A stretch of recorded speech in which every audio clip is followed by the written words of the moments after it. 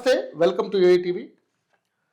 తెలంగాణ రాష్ట్రంలో Pushpa cinema release అయిన తర్వాత అది ఎంత ప్రకంపనలు సృష్టించిందో అందరికీ తెలిసిన విషయమే. సో ఆ సినిమా రిలీజ్ అప్పుడు బన్నీ సంధ్యా థియేటర్కి వెళ్ళడం వల్ల అక్కడ క్రౌడ్ ఎక్కువైపోయి కంట్రోల్ చేయలేక ఒక మహిళ మృతి చెందడం, తనతో పాటు వచ్చిన తన కుమారుడైనటువంటి శ్రీతేజ్ ప్రాణాపాయ స్థితిలో కేర్ హాస్పిటల్లో చికిత్స పొందుతూ ఉండడం మనందరం చూసిన విషయమే. సో ఇది ప్రభుత్వానికి బన్నీకి సంబంధించిన అంటే అల్లు ఫ్యామిలీకి సంబంధించి పెద్ద ఇష్యూగా నడుస్తూ ఉంది.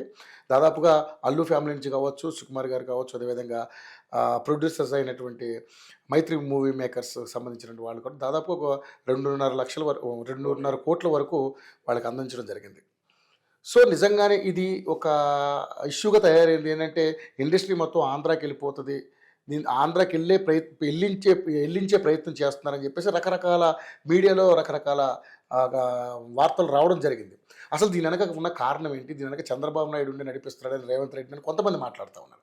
ఇవన్నీ కూడా పక్కన పెడితే మరి ఈరోజు కమాండ్ కంట్రోల్కి సంబంధించి అందరూ కూడా సీఎం రేవంత్ రెడ్డి గారిని సినిమా ఇండస్ట్రీ పెద్దలందరూ కూడా కలవడానికి వెళ్ళారు. సురేష్ బాబు గారు కావచ్చు, అదేవిధంగా వెంకటేష్ గారు కావచ్చు, నాగార్జున గారు కావచ్చు, త్రివిక్రమ్ శ్రీనివాస్, ఇలా చాలా ప్రముఖులందరూ కూడా డైరెక్టర్లు, ప్రొడ్యూసర్లు అండ్ యాక్టర్లు అందరూ కూడా కలవడానికి వెళ్ళారు. సో ఈ కలయిక వల్ల ఏం జరిగింది, ఏం లాభం జరిగింది సినిమా ఇండస్ట్రీకి అనేది ఒక డాలర్ క్వశ్చన్గా ఉంది. సో దీని మీద స్పందించడానికి మనతో పాటు నాగబాల సురేష్ కుమార్ గారు ఉన్నారు. దాదాపుగా ఆయన ప్రొడ్యూసరు, డైరెక్టర్ అండ్ రైటర్ కూడా. ఆయన దాదాపుగా ఇప్పటివరకు 16 నందులు, వ్యక్తిగత నందులు వచ్చాయి. అలాగే 48 సీరియల్స్కి వచ్చాయి నందులు. 27 సీరియల్స్ ఆయన డైరెక్షన్ చేశారు, దానికి సంబంధించినటువంటి రైటర్గా పనిచేశారు. అదేవిధంగా సినిమాలు కూడా ఒక 3 సినిమాలు చేసినటువంటి వ్యక్తి. మన ముందే ఉన్నారు సార్ని అడుగుదాం. నిజంగానే మరి ఈరోజు జరిగిన మీటింగ్కి ఏం జరిగింది, ఆ మీటింగ్ యొక్క సారాంశం ఏంటి, దానివల్ల ఎవరికి ఉపయోగం జరిగింది, ఆయన మాటలు తెలుసుకుందాం. సార్ నమస్తే సార్, చాలా పెద్ద ఇంట్రడక్షన్ ఇచ్చారు సార్. నిజంగానే అంటే ఇది చిలికి గాలివా అనేది సార్. సరే, బన్నీ సినిమాకి వెళ్ళడం తప్పు కాదు, వాళ్ళు కూడా ఆ సినిమా చూడడం తప్పు కాదు. ఇప్పుడు ఇందులో నలుగురు ఉన్నారు. ఒకవైపు ప్రభుత్వం, ఒకవైపు బన్నీ, ఒకవైపు రేవతి ఫ్యామిలీ, ఒకవైపు థియేటర్ యాజమాన్యం. ఎవరిని తప్పు పట్టాలంటే అందరం తప్పు పట్టాలి. సిచ్యువేషన్ ఇది అనుకున్నది కాదు, యాక్సిడెంటల్గా జరిగింది. సో మరి దాన్ని జరిగింది, గొడవలు జరుగుతున్నా నన్ను అయిపోయింది, సర్దుమానుకుంది అన్న టైంలో మళ్ళీ ఈరోజు అందరూ కూడా కలిసి వెళ్ళడం జరిగింది. సో ఈ మీటింగ్ గురించి వెళ్ళారు కదా, మీరు ఏమనుకుంటున్నారు సార్? అసలు దేని గురించి వెళ్ళారు, అసలు ఎవరికి లాభం ఏంటి, అసలు దీని గురించి ఏమన్నా ఒక అవగాహన ఉందా దీని మీద మీకు? నాకు పర్ఫెక్ట్ అవగాహన ఉంది. యాక్చువల్లీ ఈ ఇన్సిడెంట్ జరుగుతున్నప్పటి నుంచి అబ్జర్వ్ చేస్తుంటే తెలుగు ప్రేక్షకులకు ఇంకొక వార్త లేనట్టు లాస్ట్ 15 డేస్లో మొత్తం సంధ్యా థియేటర్, పుష్ప సినిమా, అల్లు అర్జున్, ప్రభుత్వం, దీని చుట్టే నడుస్తుంది. మనం ఏది ఎంజాయ్ చేయలేకపోయినాం. యాక్చువల్లీ భారతదేశంలో, ఇండియాలోనే కాకుండా హైయెస్ట్ కలెక్షన్ పుష్ప సినిమా చేసింది, ఒక తెలుగు సినిమా చేసింది ఇండియాలో. బాలీవుడ్ని బీట్ చేసి మొత్తం అసలు అన్నిటిని బీట్ చేసిన రికార్డ్స్ని మనం ఎంజాయ్ చేయలేకపోయినాం. అది కాకుండా చాలా చోట్ల ఇటువంటి యాక్సిడెంటల్ సిచ్యువేషన్ జరుగుతూ ఉంటాయి. కానీ జరుగుతున్నప్పుడు కొంతమంది అంటే రెస్పాన్సిబుల్ పర్సనాలిటీస్ రెస్పాన్సిబుల్ బిహేవియర్ చేస్తే, అందరికీ సహకారం చేస్తే, వాళ్ళు ఇచ్చే ప్రతి స్టేట్మెంట్ కూడా, ఎందుకంటే కొన్ని కోట్లాది మందిని ప్రభావితం చేస్తుంది కాబట్టి దాన్ని ఆచితూచి జాగ్రత్తగా డీల్ చేయాల్సిన సందర్భంలో ఆ డీల్ చేయని పరిస్థితి ఏర్పడ్డది కాబట్టి ఇది క్రిటికల్గా తయారైపోయి చాలా సిచ్యువేషన్ పెద్దగైపోయింది. దీని తర్వాత ముఖ్యంగా మన నిర్మాత దిల్ రాజు గారు film television theatre development corporation chairman కావడం, ఆయన అమెరికా నుంచి వచ్చిన తర్వాత ముఖ్యమంత్రి గారితో కలిసి చొరవ తీసుకొని వారధిగా సారథ్యం వహించి ఇవాళ ఒక మీటింగ్ ఏర్పాటు చేయడం జరిగింది.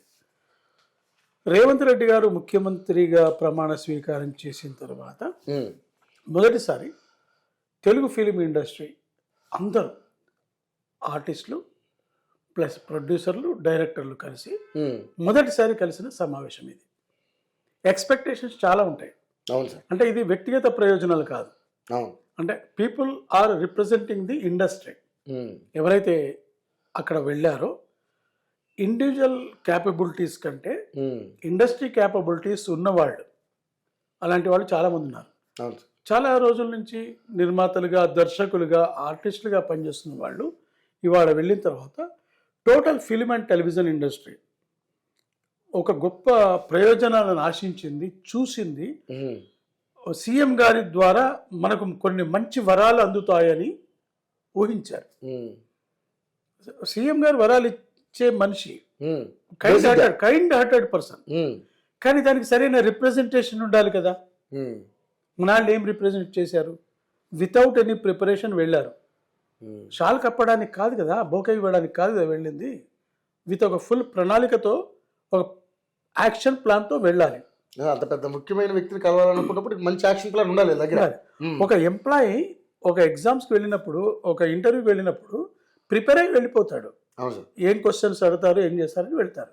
అలాంటిది మొదటిసారిగా ఒక తెలంగాణ రాష్ట్ర ముఖ్యమంత్రిని కలిసినప్పుడు, సిచ్యువేషన్స్ అన్ని క్రిటికల్గా ఉన్నప్పుడు, ఇండస్ట్రీ చాలా దుర్భరమైన పరిస్థితులు ఎదుర్కొంటున్నప్పుడు, కరోనా తర్వాత ఇండస్ట్రీ స్థిరపడ్డప్పుడు, ఇండస్ట్రీలో నిర్మాతలకే కాదు సమస్యలు, ఇక్కడ ఇండస్ట్రీ 24 క్రాఫ్ట్స్ వాళ్ళకి చాలా సమస్యలు ఉన్నాయి. చాలా సమస్యలు ఎదుర్కొంటున్నారు.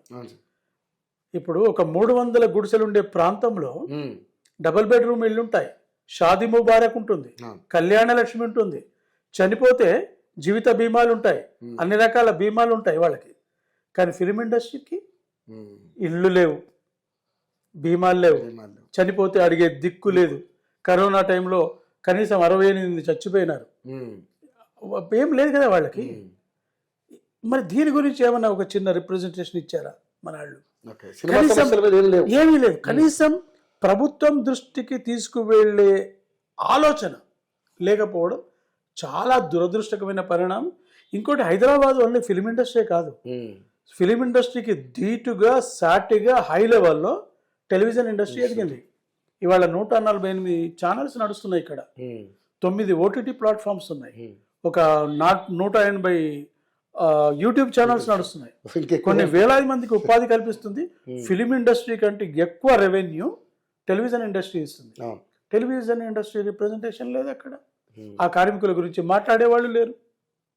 ఇది ఎందుకంటే దిల్ రాజు గారు is not only film industry chairman ఒకడే కాదు, ఆయన film, television, theatre development corporation chairman.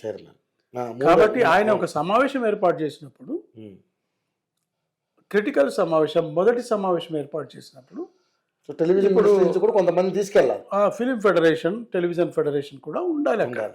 సరే, వీళ్ళు వెళ్ళిన వాళ్ళు కూడా చాలామంది టెక్నీషియన్స్ నుంచి నిర్మాతలుగా ఎదిగిన వాళ్ళు ఉన్నారు, డైరెక్టర్గా ఎదిగిన వాళ్ళు కూడా ఒక్క మాట మాట్లాడలేదు.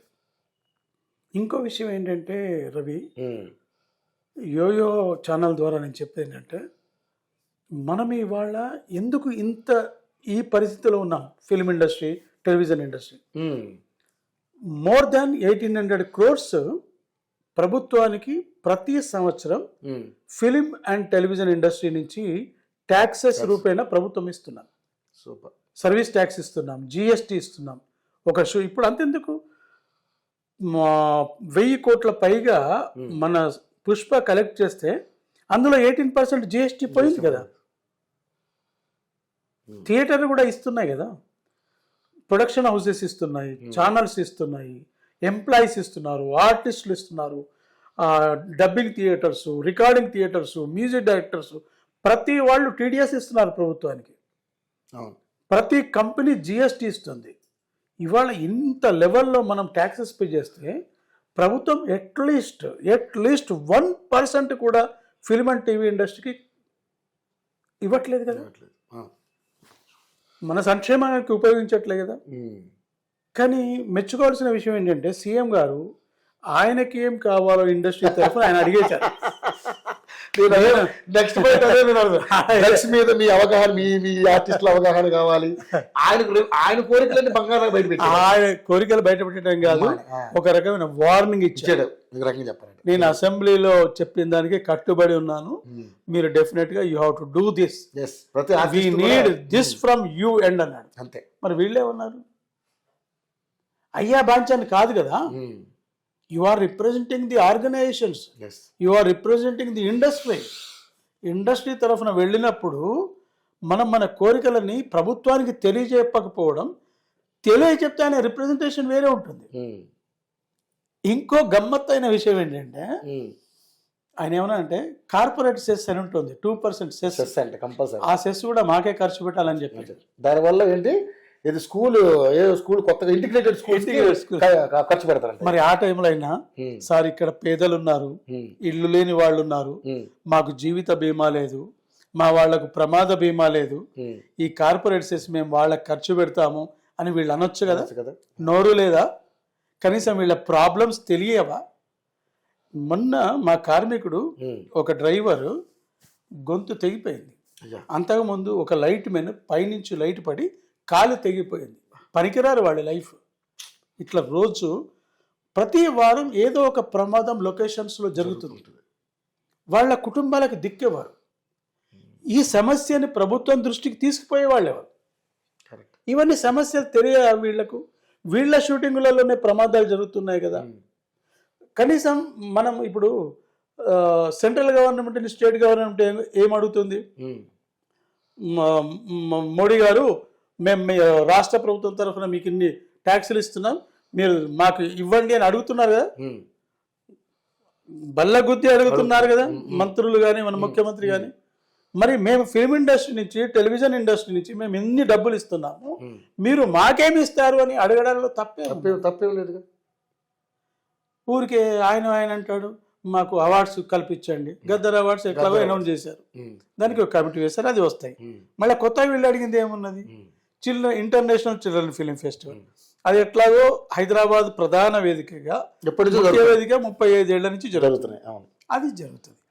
కొత్తగా ఈరోజు వీళ్ళు పోయి సాధించింది ఏమన్నా ఉన్నది? ఏం లేదు. తుస్ బుస్ బుస్ ఏం జరగలే. కాబట్టి ఇలాంటి మీటింగ్కి వెళ్ళినప్పుడు ఫిలిం ఇండస్ట్రీ పర్సనాలిటీస్ కావచ్చు, టీవీ ఇండస్ట్రీ పర్సనాలిటీస్ కావచ్చు, ఒక పక్కా ప్రణాళిక ప్రకారం వెళ్ళాలి. ఒక చేతిలో పేపర్ ఉండదు, ప్రపోజల్ ఉండదు. ఒక 10 ఏళ్ల కిందట గవర్నమెంట్ దగ్గరికి నేను వెళ్ళినప్పుడు, త్రిసభ్య కమిటీ సమావేశం జరిగినప్పుడు, అప్పుడు ప్రభుత్వానికి ఒక విజన్ డాక్యుమెంట్ సబ్మిట్ చేశాం. ఓకే, సీఎం గారికి ఇచ్చాం. విజన్ డాక్యుమెంట్ అంటే మనకేం కావాలి, ఇవాళ మన ఇండస్ట్రీ ఇన్ఫ్రాస్ట్రక్చర్ ఏ లెవెల్లో ఉంది, ఇవాళ బాహుబలి, RRR లాంటి సినిమాలు వచ్చిన తర్వాత మనం ఆస్కార్ అవార్డు స్థాయికి, హాలీవుడ్ స్థాయికి వెళ్ళింది హైదరాబాద్. ఇండియాలో #1 హబ్గా ఉంది. ఇక్కడ హాలీవుడ్ పిక్చర్స్తో సహా బాలీవుడ్, టాలీవుడ్, కోలీవుడ్ అన్ని నిర్మాణాలు జరుగుతున్నాయి ఇక్కడ. ఆ స్థాయిలో మనం ఉన్నప్పుడు మనం ఇండస్ట్రీని ఇంకా ఏ రకంగా డెవలప్ చేయవచ్చు, ఇన్స్టిట్యూషన్స్, మనం ఫిల్మ్ ఇన్స్టిట్యూట్స్ ఎలాంటి స్టార్ట్ చేయవచ్చు, ఇండస్ట్రీలో ఉన్న కొత్త ఔత్సాహిక దర్శకులకి, నిర్మాతలకి, నిర్మాణ సంస్థలకి ఏమేం కావాలి, ఫిలిం ప్రొడక్షన్ హౌసెస్కి ఏమేం కావాలి, కార్మికులకు ఏం కావాలి, ఇవన్నీ కూడా ప్రభుత్వం దగ్గర మనం ఒక ప్రణాళికాబద్ధంగా మన విజన్ డాక్యుమెంట్ని ఇవాళ పెట్టి ఉంటే మన ముఖ్యమంత్రి రేవంత్ రెడ్డి గారి స్పందన ఇంకో రకంగా ఉండేది, వారు ఇచ్చిన వరాలు ఇంకో రకంగా ఉండే. ఇప్పుడు ఎలాగా అందరూ కలిసి ప్రయత్నం చేశారు కాబట్టి ఈ ప్రయత్నంలోనే ఆ ప్రయత్నాలు కూడా జరిగితే బాగుండేది. ఇప్పటికైనా ఇది ఫస్ట్ మీటింగ్ కాబట్టి ఓకే, కానీ ఇప్పుడు సినిమా ఇండస్ట్రీలో పూర్తి ఎక్స్పీరియన్స్ ఉన్న పర్సనాలిటీ దిల్ రాజు గారు FDC చైర్మన్గా వచ్చారు కాబట్టి FDC చైర్మన్ గారికి మనం యోయో టీవీ ద్వారా, అంటే మొట్టమొదటి ఛానల్ ఇవాళ దీన్ని తీసుకెళ్తోంది. FDC చైర్మన్ గారు బిలాంగ్స్ టు ఇండస్ట్రీలో ఉన్న సమస్యలన్నీ మీకు తెలుసు, ఇన్ఫ్రాస్ట్రక్చర్ ఏం కావాలో తెలుసు, అవన్నీ మీరు సీఎం దృష్టికి తీసుకువెళ్ళి, ఎందుకంటే you are not only chairman for film development corporation, you are chairman for film, television, theatre development corporation. కాబట్టి you have to think in broader way. మీరు అలా ఆలోచిస్తారు డెఫినెట్గా. నేను ప్రభుత్వానికి కూడా మన ఛానల్ ద్వారా ఇది రిప్రజెంట్ చేస్తున్నాను. సార్, ముఖ్యంగా చూస్తే మరి ఈ మీటింగ్లో రేవంత్ రెడ్డి గారు ఆయనకి ఏం కావాలో వీళ్ళని అడిగాడు బ్రహ్మాండంగా, దాన్ని మీరు సపోర్ట్ చేయాలని ఒక రకంగా వార్నింగ్ ఇచ్చినట్టు. మీరు అన్నది కరెక్ట్. అది సింపుల్గా ఇచ్చాడు, చురుకు అంటించాడు. నిజంగా కరెక్ట్గా చాలా బాగా అంటించారు ఆయన. చచ్చినట్టు ఇప్పుడు చేయాల్సిందే. హీరోయిన్లు నేను ఏం చేయడం ఏంటానికి లేదు. ఇప్పుడు ఏదైనా సరే ఒక అవగాహన సదస్సు ఏదైనా పెడితే కంపల్సరీ హీరోయిన్లు రావాల్సింది, ఆయన హుకుం జారీ చేసినట్టు అయింది. చేయాలి, ఆ. హుకుం జారీ చేయాలి. ఎందుకంటే మన తెలుగు ఇండస్ట్రీలో ఎలా ఉందంటే ఒక్క సోషల్ కాజ్ మీద కూడా వీళ్ళు బయటికి రారు. నేను ఒక 3 సార్లు ఒక పెద్ద హీరోలను యాడ్స్ గురించి అడిగితే మాకు రెమ్యునరేషన్ ఎంత ఇచ్చారో ఎంత ఇస్తారని అడిగారు. బ్లడ్ డొనేషన్ కమర్షియల్ గా చూస్తే ఇప్పుడు సినిమాలు చేసినందుకు కోట్లు వస్తున్నాయి, తీసుకుంటున్నారు ఎలాగ అప్పుడు. కానీ సమాజం కోసం మీ వంతు కృషిగా ఏమైనా చేయాలిగా, చేయాలి కదా, సోషల్ రెస్పాన్సిబిలిటీ ఉంటుంది కదా. ఏదో మీరు సెలబ్రిటీస్ అనే కదా, ముందుంటే మిమ్మల్ని చూసారు కొంతమంది అని మారుతారు మన ప్రయత్నం. సో ముఖ్యంగా చూసుకుంటే టికెట్స్ బెనిఫిట్ షోలు అవి కూడా ఆయన కూడా తర్వాత ఏమీ లేదు, నేనున్న 5 ఏళ్ళు మాత్రం మీరు మర్చిపోండి. దాని మీద మీ అభిప్రాయం ఏంటి సార్? ఒక కామన్ మ్యాన్ మన తెలుగు ఇండస్ట్రీలో ఇది వరకు ఒక 10 రూపాయలకు ఒక బెంచ్ టికెట్, ఒక 25 రూపాయలకు కుర్చీ టికెట్, 50 రూపాయలు 75 రూపాయలు అలాంటివి ఉండేది. ఆ స్థాయి పోయి కొంచెం రేంజ్ పెరిగింది, టికెట్లు పెరిగాయి, స్లాబ్ సిస్టమ్స్ వచ్చింది, ఇలాంటివి అన్నీ వచ్చిన తర్వాత ఇవాళ చాలా థియేటర్లు రియల్ ఎస్టేట్ వ్యాపారం కోసం పనిచేస్తున్నాయి. థియేటర్లు చాలా మూతపడ్డాయి. కారణం ఏంటి? ఇవాళ చిన్న నిర్మాతలు సినిమాలు చేయలేకపోతా ఉంటారు. అంటే కేవలం 4 ఫైట్లు ఇలాంటి సినిమాల ద్వారా ఒక హీరోయిజం తోటి ఇలాంటి సినిమాలు వచ్చి వాళ్ళు ఇష్టం వచ్చినట్టు రేట్లు పెంచి, మనం మొన్న సిచ్యువేషన్ గురించి నేను మాట్లాడవద్దు ఎందుకంటే కోర్టు కేసులో ఉంది, కానీ మనం దాంట్లో ఇన్ డెప్త్కి వెళితే ఒక చిన్న ఫ్యామిలీ 30,000 జీతం తీసుకునే ఆ కుటుంబం సినిమాకు 12,000 రూపాయల టికెట్లు పెట్టిపోయింది అంటే వాట్ డస్ ఇట్ మీన్? ఎలా బతుకుతుంది అసలు? అది నిజంగానే అంత ఖర్చు పెట్టి వెళ్ళిన ఆ ఫ్యామిలీని అనాలా, లేకపోతే ఏమనంటే అభిమానం అంటారు. అభిమానం అయితే నీకు వచ్చేదే 30,000 రూపాయల జీతం, మనం దాన్ని తప్పు పడితే తప్పు అయితే అభిమానం అయితే వెళ్ళకూడదా, మేము 12,000 రూపాయలు ఖర్చు పెడితే ఏమవుతుంది అన్న ఫీలింగ్ ఆడుకున్నప్పుడు మనం చేసి కూడా వేస్ట్, ఆ డిస్కషన్ వేస్ట్. కానీ మనం మానవతా దృక్పథంతో ఆలోచించాలి. కాబట్టి ఇప్పుడు తను చనిపోయారు కాబట్టి మనం దాన్ని అక్కడ మనం మాట్లాడుకుని ఉండటమే బెటర్. సో ఇంకొకటి అది సరే, వాళ్ళ వ్యక్తిగత విషయం, అది సినిమా టికెట్లు అంత పెట్టి కొన్నారు. అది కాకుండా బ్లాక్లో కూడా ఘోరంగా అమ్మేస్తున్నారు కదా. బ్లాక్లు అమ్మేస్తున్నారు. ప్లస్ ఇంకోటి ఏంటంటే మొట్టమొదటి 3 రోజులలో 5 రోజుల్లోనే టోటల్ కలెక్షన్ రావాలి అనే థింకింగ్ రావడం, ఈ హై లెవెల్ బడ్జెట్ రేంజ్ సినిమాలు రావడం. ఎందుకంటే అంత బడ్జెట్ లేకపోయినా, అవసరం లేకపోయినా, అంటే being a producer and director నేను డెఫినెట్గా చెప్తాను. ఎందుకంటే ఎంత అవసరమో అంత కాకుండా ఒకే షాట్ని, ఒకే సీన్ని 5 రోజులు, 6 రోజులు, వారం రోజులు తీసేస్తా ఉన్నారు. ఇప్పుడు మలయాళం సినిమాలు వస్తున్నాయి, చాలా బాగా వస్తున్నాయి. వేరే అదర్ లాంగ్వేజ్ సినిమాలు వస్తున్నాయి, అవి హిట్ అవుతున్నాయి, పర్ఫెక్ట్ హిట్ అవుతున్నాయి. ప్రేక్షకులకి, ఒక కామన్ మ్యాన్కి ఈరోజు మన తెలుగులో ఒక మామూలు సినిమాని ఇప్పుడు మనం లాస్ట్ ఇయర్ చూసాం, బలగం సినిమా వచ్చింది, ఎంత పెద్ద హిట్ అయింది. అసలు అందులో పెద్ద ఫైటింగులు లేవు, చేసింగులు లేవు, ఏమీ లేవు, కానీ ఎంత పెద్ద హిట్ సార్. అట్లాగే పెళ్లి చూపులు వచ్చింది, ఎంత పెద్ద హిట్ అయింది. అంటే అన్నీ అలా రావాలని కాదు, అన్నీ అలా రావాలి. కొన్ని హీరోయిజం కూడా ఉంటుంది, కానీ దేనికైనా హద్దు పద్దు ఉంటుంది కదా. ఇవాళ ఆనకట్ట పడింది, అది రేవంత్ రెడ్డి గారి గొప్ప మనసుకి. ఎందుకంటే ఆయన ఒక స్థాయి నుంచి ఎదిగిన మనిషి కాబట్టి, ముఖ్యమంత్రిగా వచ్చిన మనిషి కాబట్టి ఆయనకు తెలుసు 3,000 రూపాయల టికెట్లు, 5,000 రూపాయల టికెట్లు, దిస్ ఇస్ నాట్ కరెక్ట్. ఎందుకంటే బెనిఫిట్ షోలు కూడా, బెనిఫిట్ షో అంటే ఏంటి సార్ మీ ఉద్దేశం? బెనిఫిట్ షో అంటే ఏంటి మీ ఉద్దేశం? బెనిఫిట్ షో అంటే దేనికోసం చేస్తారు బెనిఫిట్ షో అంటే ప్రజలకు అందుబాటులో లేనిది ఎప్పుడో ఒకసారి వచ్చేది. అప్పట్లో బెనిఫిట్ షో పెట్టేవాడు. ఇప్పుడు ఏంటంటే నీకు తెల్లారంగా 6 రోజుల తర్వాత ఇదే సినిమా ఇదే థియేటర్లో ఉంటుంది, అదే బెనిఫిట్. దానికి బెనిఫిట్ షో ఎందుకు? లక్షల కమర్షియల్గా బెనిఫిట్ షో వేస్తున్నారు. అదేంటంటే డబ్బులు రాబట్టుకోవడానికి benefit show. This is correct. ముఖ్యమంత్రి గారి నిర్ణయాన్ని మేము స్వాగతిస్తున్నాం. టెలివిజన్ ఫెడరేషన్ ఫౌండర్ ప్రెసిడెంట్గా దీన్ని మేము స్వాగతిస్తున్నాము. డెఫినెట్గా అభినందన కూడా అందజేస్తూ ఉన్నాం. తర్వాత పెద్ద హీరోలు ఎవరైతే ఉన్నారో, వీ నీడ్ సోషల్ రెస్పాన్సిబిలిటీ. ముఖ్యమైన విషయాల పట్ల హీరోలు నోరు మూసుకొని కూర్చోవడం, అక్కడి వాళ్ళ దగ్గరికి వెళితే దానికి కూడా రెమ్యునరేషన్లు అడగడం, లేదా వాళ్ళ మేనేజర్లతో ఫోన్లు చేయించడం, మేము బిజీగా ఉన్నామని చెప్పడం. ఇంట్లో ఖాళీగా ఉన్నా కూడా మేము బిజీగా ఉన్నామని చెప్తారు. ఇది అబ్సల్యూట్లీ నాట్ కరెక్ట్. ఎంత బిజీగా ఉన్నా, లొకేషన్లో ఉన్నా కూడా ఒక చిన్న వాయిస్ ఓవర్ ఇవ్వచ్చు. వాళ్ళు షూటింగ్ స్పాట్లో కూడా వాయిస్ ఓవర్ ఇవ్వచ్చు, స్పందించవచ్చు. అది సోషల్ కాజెస్ ఎన్ని ఉంటున్నాయి మన దగ్గర. సాంఘిక దురాచారాలని ఇద్దరు పెద్దాళ్ళు, రామారావు గారు, నాగేశ్వరరావు గారు, కాంతారావు గారు లాంటి వాళ్ళు అందరూ దాని మీద స్పందించారు. అంతేందుకు ఇవాళ మన హీరోలు, నీకు ఇన్ని లక్షల మంది యొక్క అభిమానం కావాలి, కానీ ఆ లక్షల మంది పడే తాపత్రయం, వాళ్ళు పడే పాటలు మీకు అవసరం లేదా? ఆ పాటల గురించి మీరు మాట్లాడారా?